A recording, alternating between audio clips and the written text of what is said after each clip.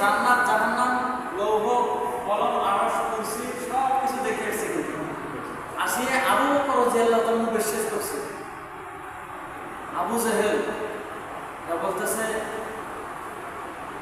আবু বকরকে যে তোমাকে একটা ঘটনা বলি, যে বলেন তুমি কি এটা বিশ্বাস করো যে এক রাইতে জান্নাত জাহান্নাম সব দেখিয়ে এলে বিশ্বাস হবে? এটা কি তোমার বিশ্বাস হয়?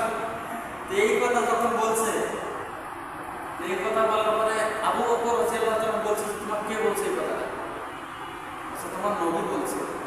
আচ্ছা ঠিক, সত্য কথা, উনি যদি বলে সত্য, এক বাক্যে মানে নিছে। এই জন্য ওনাকে বলা হয় সিদ্দিকে আকবার। সিদ্দিক মানে সত্যবাদী। আবু বকর সিদ্দিক রাদিয়াল্লাহু তাআলা, রাদিয়াল্লাহু তাআলা মানে রাদি আল্লাহ, মানে আল্লাহ তাআলা রাজি খুশি তাদের উপর। সুবহানাল্লাহ। সাহাবারা মুফাসসারে আসেন